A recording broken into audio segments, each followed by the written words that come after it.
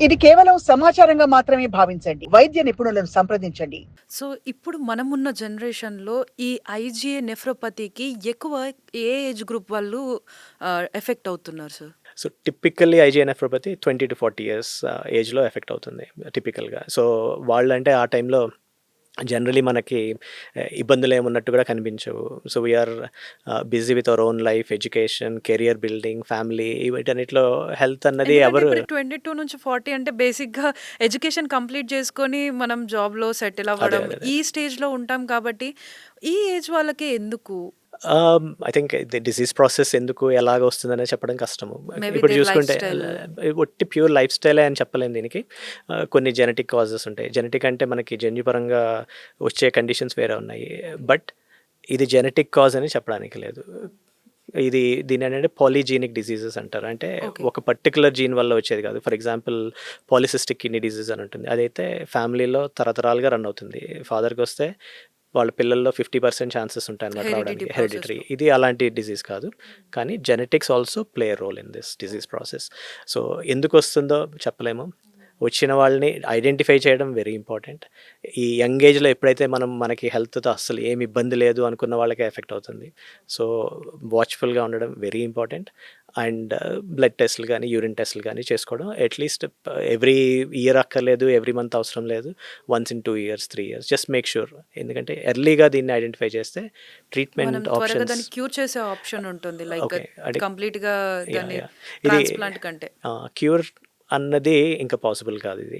At least ఇది manage చేసే condition. Like diabetes కానీ, హైపర్ టెన్షన్ వచ్చిందనుకోండి, దానికి క్యూర్ ప్రస్తుతానికైతే లేదు. లేదు. దాన్ని మేనేజ్ చేసుకోవడం, మందులు వాడుకోవడం, వాడుకుంటే దానివల్ల వచ్చే కాంప్లికేషన్స్ అన్నీ అవాయిడ్ చేయొచ్చు. అలాగే ఐజీఐ నెఫ్రోపతికి కూడా ప్రస్తుతానికి క్యూర్ అయితే లేదు. But this is very manageable condition. So అందుకనే ఐడెంటిఫై చేసి we can delay the need for dialysis. So sir, ఇప్పుడు మనం చూస్తున్న సిట్యుయేషన్‌లో మాక్సిమం ఎంత పర్సెంట్ ఆఫ్ ద పీపుల్‌కి ఈ ఐజీఏ నెఫ్రోపతి ఉంటుంది? It's a good question. సుమారుగా అంటే స్టాటిస్టిక్స్ ప్రకారం చూస్తే 1,00,000లో ఇద్దరికి, ముగ్గురికి అలాగా వచ్చే అవకాశం ఉంటుంది. అదే డయాలసిస్‌కి వెళ్ళే పేషెంట్స్ సంఖ్యలో చూస్తే ఒక 100 మంది డయాలసిస్ పేషెంట్స్ ఉంటే దాంట్లో 5-7 patients will have kidney disease due to IGI nephropathy. So sir, ఇప్పుడు ఈ ఐజీఏ నెఫ్రోపతి ఉన్న వాళ్ళకి డైట్ పరంగా ఏదైనా మనం తీసేయడమా, లేకపోతే డైట్స్‌లో ఏమైనా యాడ్ చేసుకోవడమా కిడ్నీ హెల్త్ కోసం? ఎలాంటి డైట్‌ని ఫాలో అయితే బెటర్ అంటారు? సో క్రానిక్ కిడ్నీ డిసీజ్ ఏ కారణం వల్ల అయినా సరే అవ్వచ్చు. ఇంపార్టెంట్ థింగ్స్ ఏంటి అంటే బ్లడ్ ప్రెషర్ కంట్రోల్‌లో ఉండడం. సో బ్లడ్ ప్రెషర్ ఎక్కువ ఉన్న కొద్దీ యూరిన్‌లో ప్రోటీన్ ఎక్కువ లీక్ అవుతుంటుంది. సో బ్లడ్ ప్రెషర్ కంట్రోల్‌లో ఉండాలి అంటే మనము ఉప్పు తగ్గించాలి. ఓకే. సో ఉప్పు విపరీతంగా ఉండకూడదు. Generally we say less than 3 grams of sodium. ఆ లోపల ఉంటే బ్లడ్ ప్రెషర్ కంట్రోల్ ఉంటుంది. బ్లడ్ ప్రెషర్ కంట్రోల్ ఉంటే ప్రోటీన్ తగ్గుతుంది. అలాగే చాలామందికి యూరిన్‌లో ప్రోటీన్ పోతుంది, నేను ఎక్కువ ప్రోటీన్ తీసుకోవాలనుకుంటారు.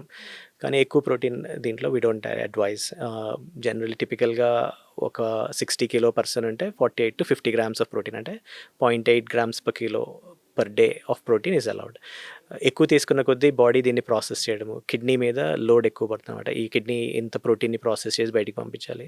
సో దాంతో ఇంకా ఈ కిడ్నీలో ఉన్న ప్రెషర్ పెరగడం వల్ల ప్రాసెస్ యాక్సలరేట్ అవుతుంది. So we reduce less protein. ఆ తర్వాత మెయిన్ ఇంపార్టెంట్ థింగ్స్ మనకు తెలిసింది ఒబెసిటీ ఉంటే కిడ్నీస్ మీద ప్రెషర్ ఎక్కువ పడుతుంది. డయాబెటీస్ అది ఉంటే దాన్ని కంట్రోల్‌లో ఉంచుకోవాలి. దానికి తగ్గ మందులు వాడుకోవాలి. So these are the most basic things for any CKD patient. స్పెసిఫిక్‌గా ఐజీఐ నెఫ్రోపతికి ఈ పర్టిక్యులర్ డైట్ అన్నదైతే ఏమీ లేదు. CKD diet is what we advise.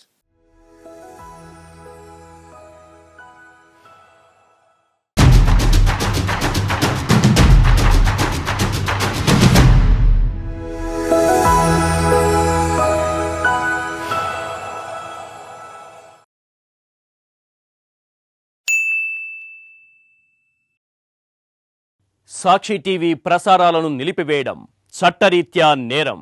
Sakshi TV ప్రసారాల కోసం మీ స్థానిక కేబుల్ ఆపరేటర్ను వెంటనే సంప్రదించండి. డిటిహెచ్లో, ఇంటర్నెట్లో కూడా సాక్షి టీవీ ప్రసారాలను వీక్షించవచ్చు.